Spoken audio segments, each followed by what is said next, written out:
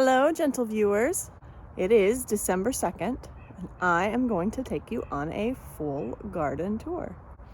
There's not a lot of things growing. It is December, after all, but we can take a look at the bones, the structure of the gardens, the trees, the shrubs, the beds themselves, pathways. It's a good time to take stock of your landscape and see what it looks like from its structure and functionality points of view, rather than its color and texture and all of those wonderful things that you get when there's flowers and plants growing and blooming. We'll look at things like what type of soil we have. Is it dry or is it moist or wet? We'll look at how much shade an area gets, what kind of light it gets at this time of year. You'll also see all of the work that I have left to do to put the garden to bed, and any of the work that I am just not gonna do to put them to bed. So come along and join me.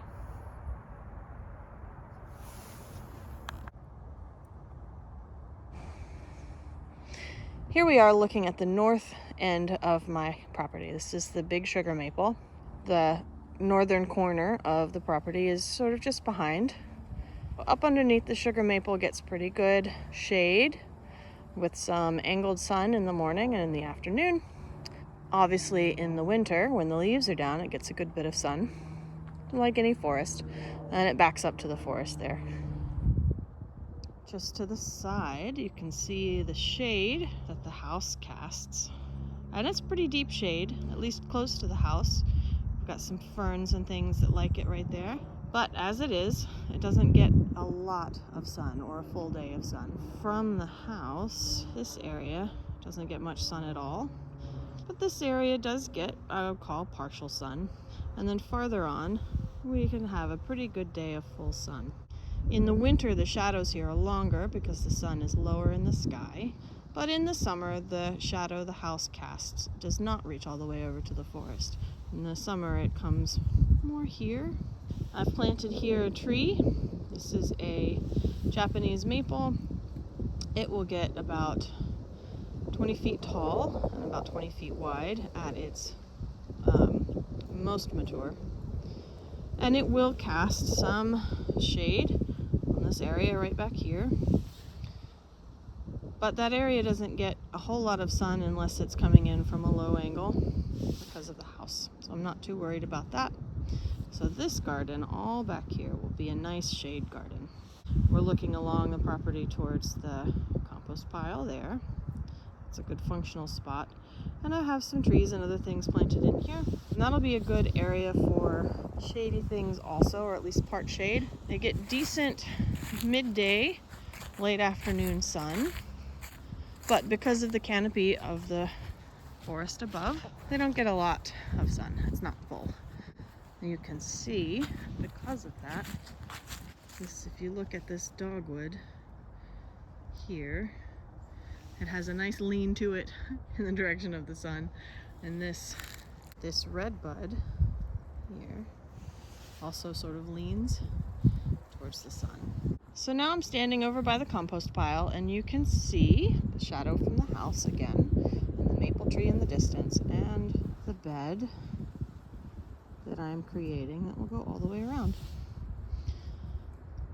I would love to plant some evergreens, evergreen trees.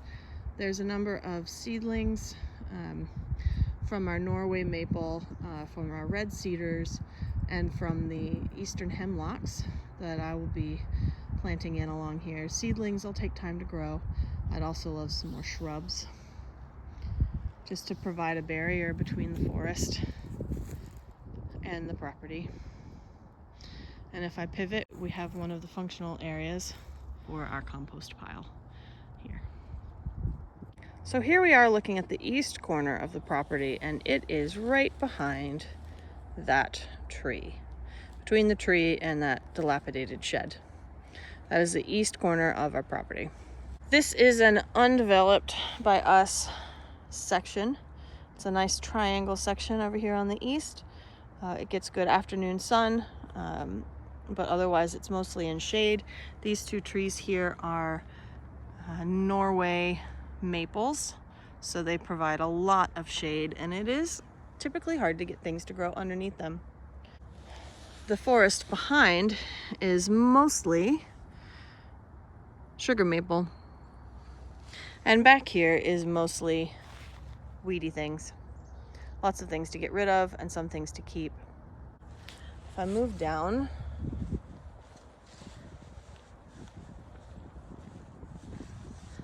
you can see that we have what was at some point a loosely put together planter bed, and then became a rock dump, which is great because now we have all of these wonderful field stones, heavy though they may be. These will be useful in other places around the property.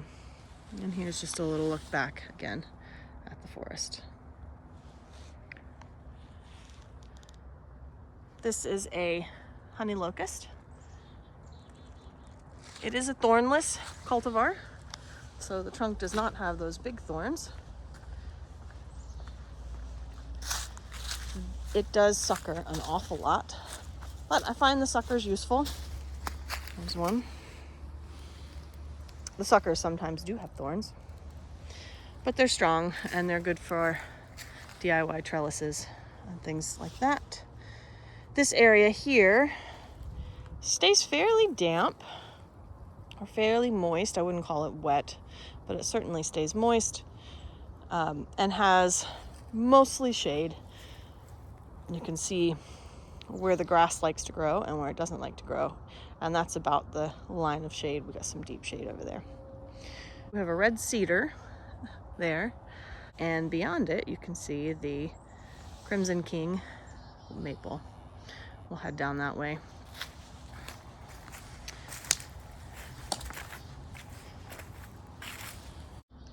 I don't show you the whole of the backyard very often. It's sort of a private space, but I figured I'd give you a look at it now. The backyard gets good sun all day long. We have a good piece of lawn for the kids to run around in. By the house it gets shaded in the afternoon, but it gets the first nice warm rays in the morning. So this is where I have been setting up my winter sowing. This area gets some of the first light in the morning, and where the bench is gets good full sun all day. So these are seeds that you put out in soil during the winter, and they go through their natural freeze and thaw cycle, and it allows the seeds to break dormancy. This is a really good method for germinating native seeds, since they usually need cold stratification. You can see I have still some leftovers to clean up from last year. We'll do a video when I start preparing those winter sown seeds and containers, so look forward to that. I do clearly have some cleanup to do. Leaves, toys, miscellaneous. I want to take a brief stop just to show you the peppermint. Even though it freezes overnight now, it's still growing strong, still nice and tasty and minty. I'll make some tea later. So we're almost down to the Crimson King maple. I wanted to stop to show you what we have here. This is a blueberry bush. There are two other here, and I'm planning on putting a fourth one, or I was planning on putting a fourth one here, moving it from the other side, the west side of the property. But blueberry doesn't really love it here. Not enough sun, I think, so I need to find somewhere else to put those. This area along the tree line is a good partial shade, dapple shade mix. Currently it's full of things that I don't want, like invasive roses, and this is a burning bush that I've cut back once already and needs to get cut back again. But there are some grapevines here.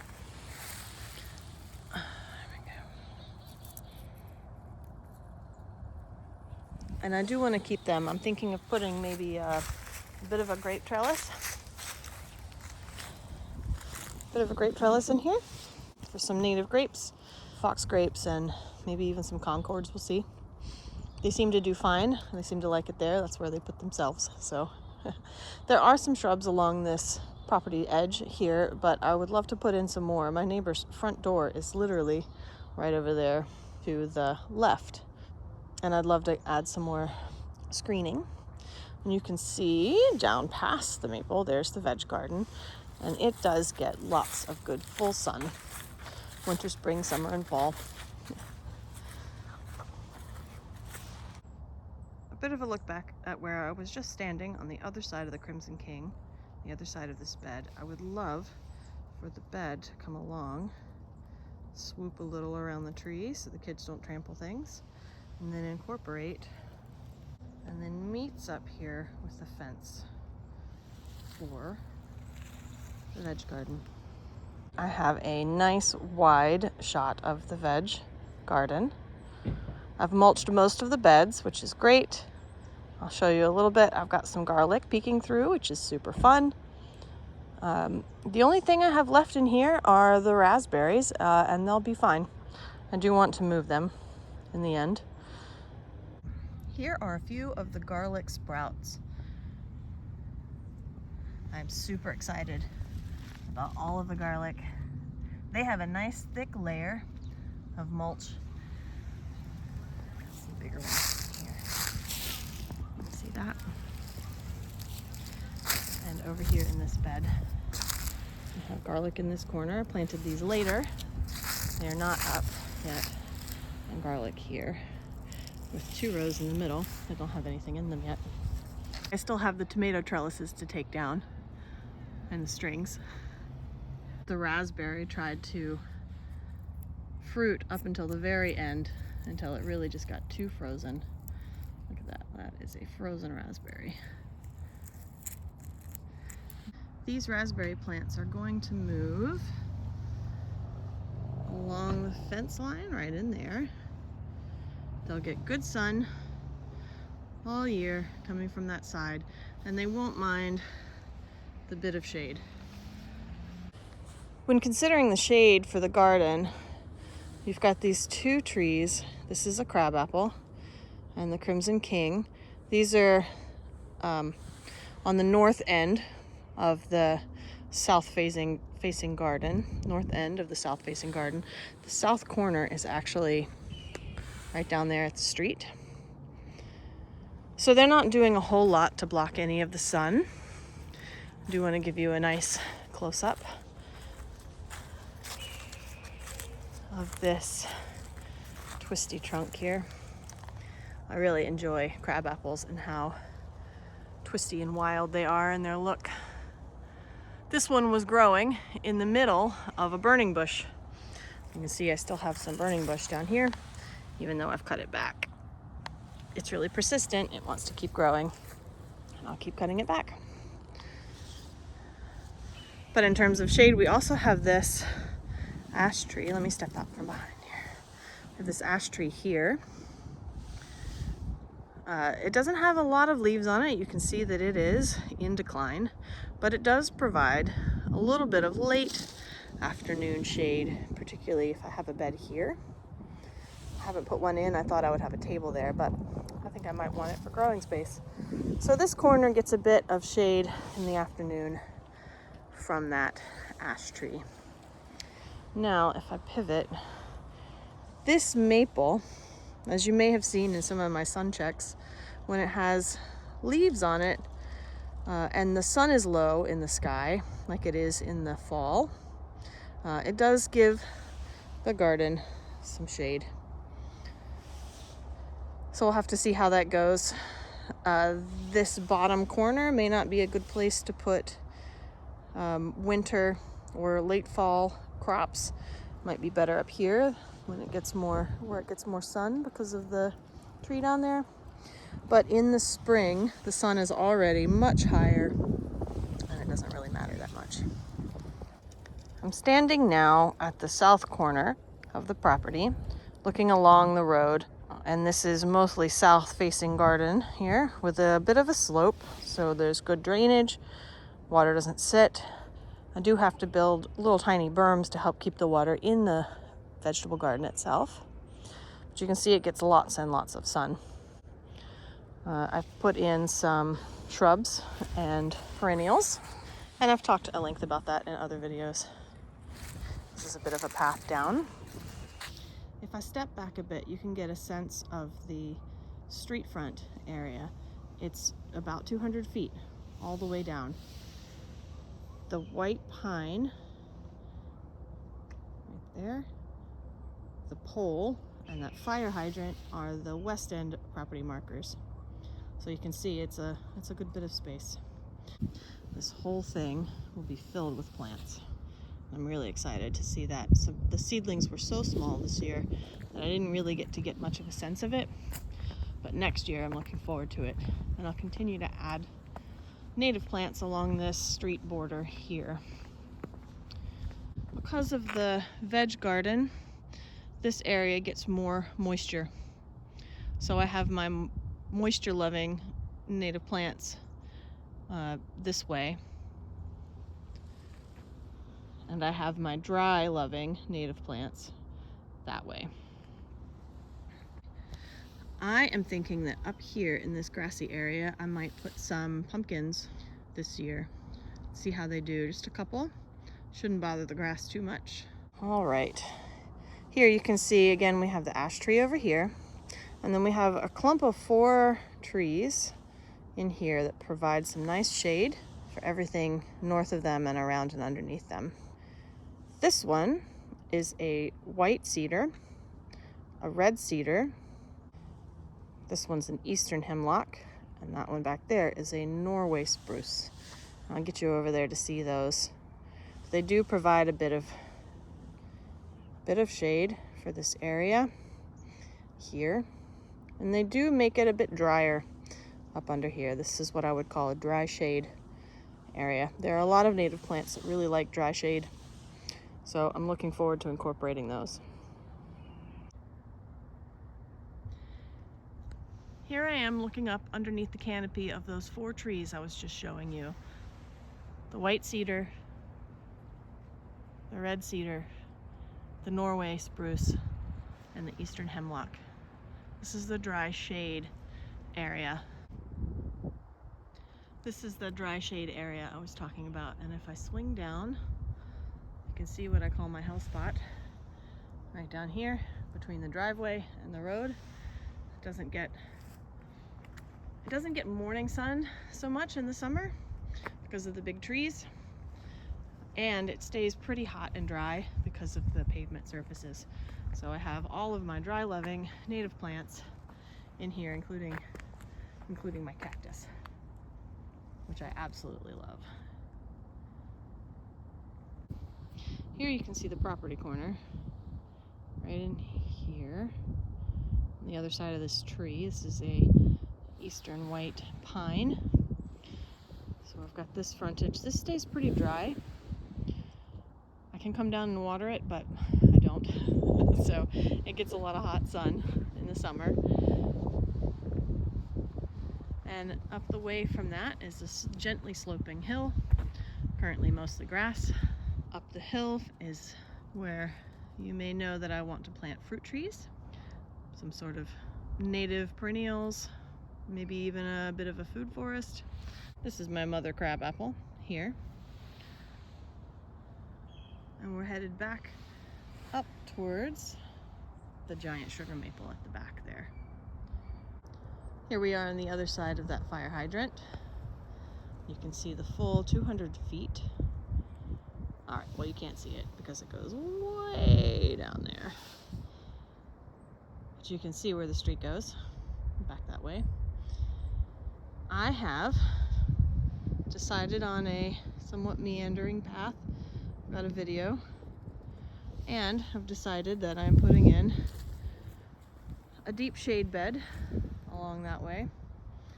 We'll head up the driveway across the way over there. Here is the dry shade garden. You see the 4 trees that I talked about before. You can see the outline of the garden already with a bit of a grassy path. That's a tulip maple. Sorry. Tulip magnolia. Driveway bordering it on one side. and the grassy lawn on the other. There's a lot of things, a lot of space for things in this area. I have some bulbs planted. I have some witch hazel. Down the slope I have strawberries and geraniums. I've got a nice rock path. And then I have a lot of weeding that needs being done. I'll take you back down it so you can get another view. There are some dogwoods here and here. Clearly they don't have leaves on them. They'll provide understory shade. I have some small witch hazels. There's one.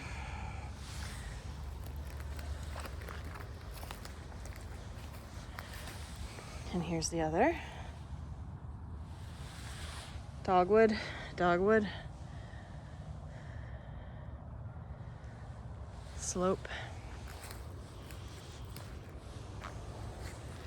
We have a nice set of rock stairs to come down.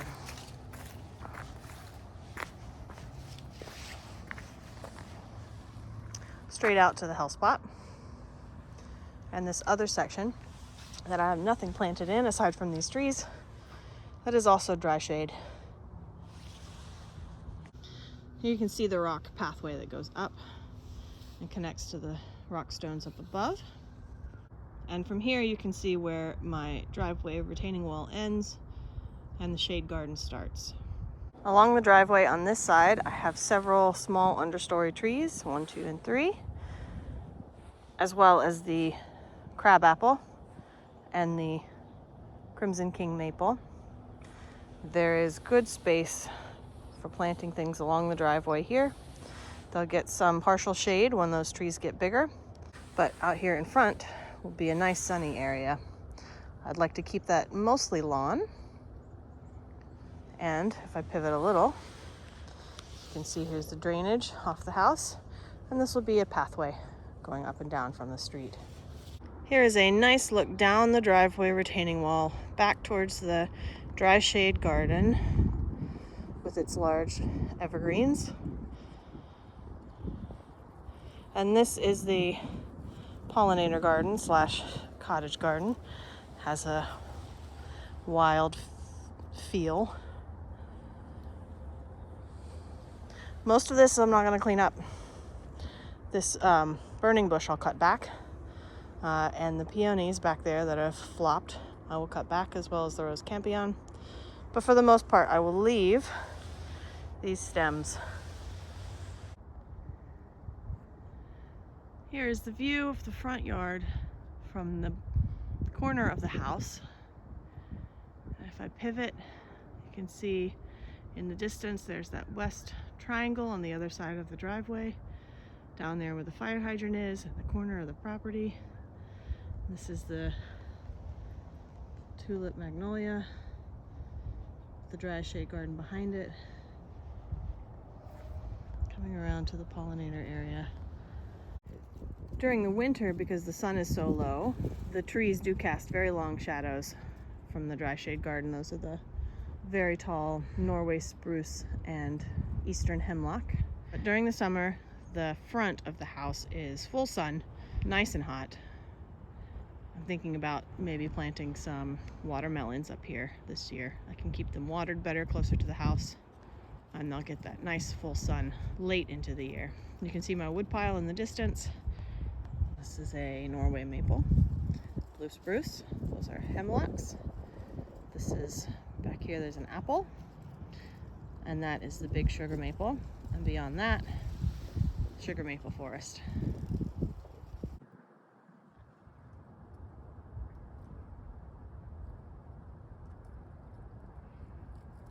So that is the grounds, the structure, the established trees and shrubs.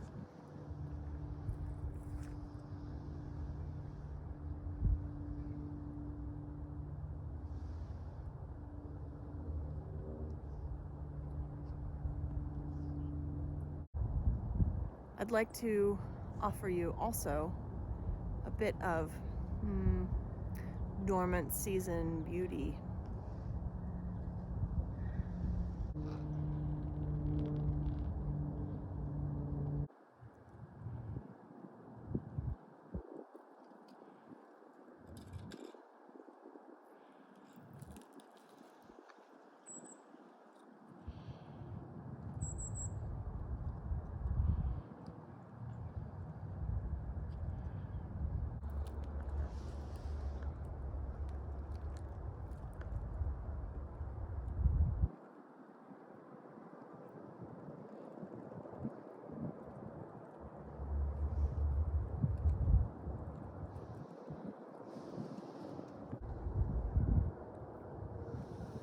I think the winter is a wonderful time in the garden.